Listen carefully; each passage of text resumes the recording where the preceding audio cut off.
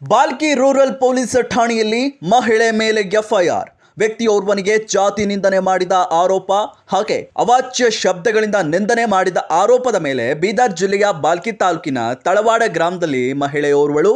ಜಾತಿ ನಿಂದನೆ ಮಾಡಿದ ಘಟನೆ ನಡೆದಿದೆ. ರೇಣುಕಾ ಕನಶೆಟ್ಟಿ ಎಂಬ ಮಹಿಳೆಯ ಮೇಲೆ ಬಾಲ್ಕಿ ರೂರಲ್ ಪೊಲೀಸ್ ಠಾಣೆಯಲ್ಲಿ ಎಫ್ಐಆರ್ ದಾಖಲಾಗಿದೆ. ಗೌತಮ್ ಡಿಗಾರೆ ಎಂಬುವರು ದೂರು ನೀಡಿದ್ದು ಮಹಿಳೆಯ ಮೇಲೆ ಕ್ರಮ ಜರುಗಿಸುವಂತೆ ಒತ್ತಾಯಿಸಿದ್ದಾರೆ.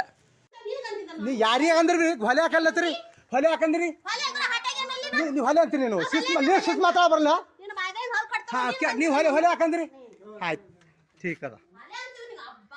ಹಾಂ ಹಾಂ ಹಾಂ ನೀವು ತೋಲ್ ನಾಟಕ ಮಾಡ್ತೀರಿ ನೀವು ಡ್ಯೂಟಿ ಹಾಂ ಹಚ್ಚಿದ ನೀವು ಹೊಲೆ ಹಾಕಂದ್ರಿ ಆಯ್ತಾಯ್ತು ಆಯ್ತಾಯ್ತು ಅನ್ರಿ ಊಟ ಬೇಕಾಗ ನಂಗೆ ಬಿ ಹಾಂ ಹಾಂ